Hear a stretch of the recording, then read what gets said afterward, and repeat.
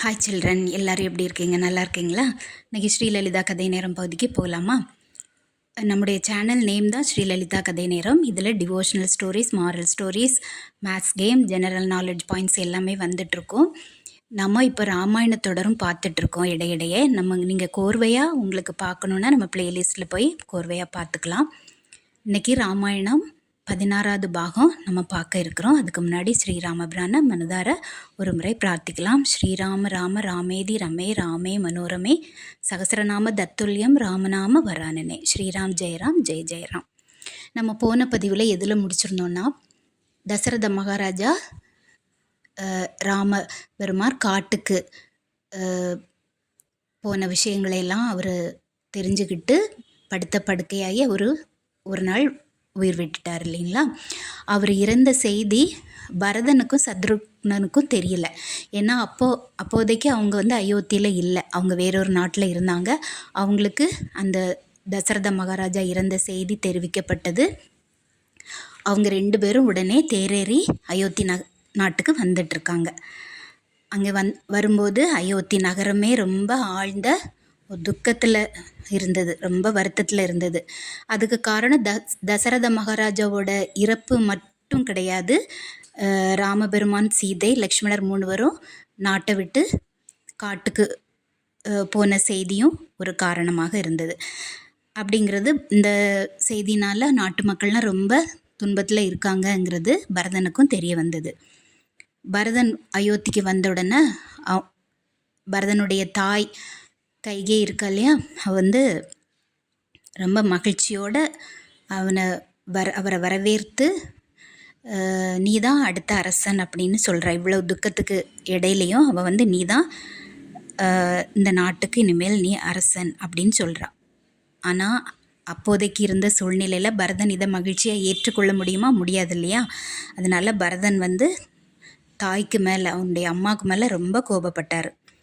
அவர் சொல்கிறாரு, அண்ணன் ராமன் உன் மேலே எவ்வளவு அன்பு வச்சுருந்தாங்க, ஆனால் நீயோ அவருடைய நல்ல உள்ளத்தை இந்த மாதிரி தீனால் சுடுற மாதிரி நீ சுட்டுட்டியே.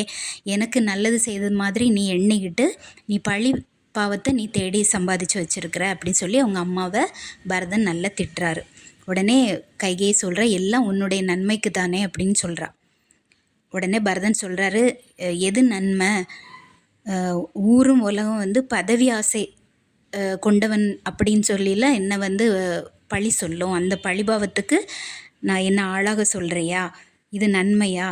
இது நம்முடைய அரச பரம்பரை வழக்கத்தையே நீ மாற்றிட்டியே அப்படின்னு சொல்லி தாயை நல்லா திட்டுறாரு. அண்ணன் ராமர் காட்டில் துன்பத்துடன் வாழும்போது நான் மட்டும் அரண்மனை மாளிகையில் எப்படி உல்லாசத்தோடு எனக்கு வாழ முடியும் அப்படின்னு கேட்குறாரு. மன்னன் தசரதன் மகன் அப்படிங்கிற உரிமையில் உனக்கு நாடாளக்கூடிய உரிமை உண்டு அப்படின்னு சொல்லி மறுபடியும் கைகேயி சொல்கிறான். அந்த உரிமைக்கு உரியவன் அண்ணன் தான். அண்ணன் ராமன் இருக்கும்போது குறுக்கு வழியில் அந்த இடத்த நான் பிடிக்க விரும்பலை. அண்ணன் இல்லாத இடத்துல நான் இருக்க மாட்டேன். இப்போதே நான் காட்டுக்கு போகிறேன். அண்ணன் ராமனை அழைத்து நான் அரியணையில் உட்கார வைக்க போகிறேன் அப்படின்னு சொல்லி பரதன் தாய்கிட்ட சொல்கிறார், கைகேயிகிட்ட. கைகேயி எவ்வளவோ எடுத்து சொல்லியும் அவரால் அதை அவர் நாட்டை ஆளறதை ஏற்றுக்க முடியலை. யார்? பரதன் தன்னை கைகேயி, தன்னுடைய அம்மா நீ நாட்டை ஆளணும்னு சொல்கிற விஷயத்த அவரால் ஏற்றுக்கொள்ள முடியல. அண்ணன் தான் நாட்டை ஆளணும் அப்படிங்கிற ஒரு எண்ணத்தில் நான் காட்டுக்கு போகிறேன் அப்படின்னு சொல்கிறாரு. அரண்மனையில் இருந்தவங்களெல்லாம் அழைச்சிட்டு அண்ணன் ராமன் எப்படி காட்டுக்கு போனாருங்கிற விவரத்தையெல்லாம் அவர் தெரிய வந்தது அவருக்கு. ஏன்னா அந்த நேரம் பரதனும் சத்ருக்னனும் அயோத்தியில் இல்லை, அவங்க எல்லாம் காட்டுக்கு போகும்போது. அப்போ இந்த விவரங்களையெல்லாம் தெரிஞ்ச பரதன் தானும், அதாவது பரதனும் அந்த மாதிரி காவி உடை உடுத்தி தவக்கோலத்தில் அவரும் என்ன பண்ணுறாரு, பரதனும் சத்ருக்னனும் இதே மாதிரி காவி உடை அணிஞ்சு அரண்மனையில் அவங்க 2 பேரும் சத்ருக்னன் காவி உடை அணிஞ்சு அவங்களும் காட்டுக்கு போகிறதுக்கு தயாராகிட்டாங்க. அரண்மனையில் இருந்தவங்க எல்லாரும் இதை பார்த்து ரொம்ப அழறாங்க. எல்லாருக்கும் கை கூப்பி வணக்கம் சொல்லிவிட்டு அவங்க 2 பேரும் காட்டுக்கு புறப்பட தயாராகிட்டாங்க. அவங்க 2 பேரையும் தொடர்ந்து அவங்களுடைய தாய்மார்கள் இருக்காங்க இல்லையா, 3 பேர், கோசலை, கைகேயி, சுமித்திரை 3 பேரும் அவங்க 2 பேருக்கு பின்னாலே அவங்களும் போகிறாங்க. இவங்கள தொடர்ந்து 4 வகை படைகளும் போகுது காட்டுக்கு. அப்போ இங்கே என்னென்னா காட்டில் ராமர், சீதை, லக்ஷ்மணர் 3 பேரும் காட்டில் நடந்துகிட்டே இருக்காங்க. அவங்க வந்து ஒரு தெற்கு திசை நோக்கி அவங்க நடந்துட்டுருக்காங்க. காட்டில் எந்த திசையை நோக்கி நடந்தாலும் எல்லா இடத்துலையும் கரடு முரடான பாதைகள், கல் முள் எல்லாம் இருக்கும் இல்லையா? அவங்க அந்த மாதிரி கல் முள் எல்லாம் இருக்கக்கூடிய ஒரு காட்டில் அவங்க வந்து தெற்கு திசை நோக்கி இருந்துட்டு இருந்தாங்க.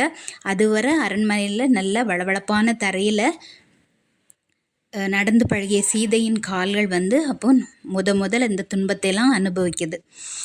ஆனாலும் தன்னுடைய அன்பு கணவர் ஸ்ரீராம பெருமானோட நாம் கூடவே இருக்கும்போது அந்த மாதிரி துன்பம் வந்து அவளுக்கு பெருசாக தெரியலை. ஏன்னா அந்த காட்டில் ராமபெருமானும் லக்ஷ்மணரும் சீதாதேவிக்கு எந்த குறையும் இல்லாமல் அவங்க பார்த்துட்டாங்க. அவங்களுக்கு பிடிச்சமான கனிகள், பழ வகைகள், பூக்கள் எல்லாமே வந்து அவங்க கொடுத்தாங்க. அவங்க வந்து தங்குறதுக்கு நல்ல வசதியாக குடிசை அமைச்சு கொடுத்தாங்க. அதே மாதிரி ராமர் சீதையும் தூங்குகிற வேளையில் வந்து கண் உறங்காமல், அதாவது காடு இல்லையே, அங்கே விலங்குகள்லாம் இருக்கும். லக்ஷ்மணன் வந்து கண் உறங்காமல் அவர் என்ன பண்ணார், அண்ணன் அண்ணியும் தூங்குகிற வேளையில் கொடிய மிருகங்கள்லாம் வந்து தாக்காதபடி அவர் பாதுகாத்து வந்தார். அப்படியே நடந்துகிட்டே இருக்கும்போது சில நாட்களில் 3 பேரும் என்ன பண்ணுறாங்க, கங்கை கரையை வந்து அவங்க அடைஞ்சிட்டாங்க. அப்போ அந்த கங்கை கரையில் வந்து அந்த கங்கை கரை பகுதி முழுவதையும் ஒரு வேடர் தலைவன் ஒருத்தர் ஆண்டு வந்துட்டு இருந்தார். அவர் பெயர் குகன். அவர் வந்து வில்வித்தையில் மிக சிறந்த வீரன். அந்த பகுதியில் இருக்கக்கூடிய ஆயிரக்கணக்கான வேடர்களுக்கு அவர் தான் தலைவன். அந்த குகன்கிட்ட நிறைய படகுகள்லாம் இருந்தது. அந்த கங்கை கரையின் பகுதி முழுவதும் அவனுடைய கண்ட்ரோலில், ஆதிக்கத்தில் தான் இருந்தது. அப்பேற்பட்ட அந்த குகனுக்கு ஸ்ரீராமரை பற்றி முன்பே கொஞ்சம் அவர் கேள்விப்பட்டு இருந்தார். அதாவது ஸ்ரீராமனை பற்றி அவருக்கு கொஞ்சம் தெரியும். இனி அடுத்த பகுதியில் அந்த குகன் என்ன பண்ணுறாரு எல்லாம் நம்ம பார்க்கலாம். நம்முடைய கதைகள் உங்களுக்கு பிடிச்சிருந்துன்னா நம்ம சேனலை சப்ஸ்கிரைப் பண்ணலாம், லைக் பண்ணுங்கள், ஷேர் பண்ணுங்கள். இனி அடுத்த பகுதியில் நம்ம பார்க்கலாம். நன்றி, வணக்கம், பை பாய்.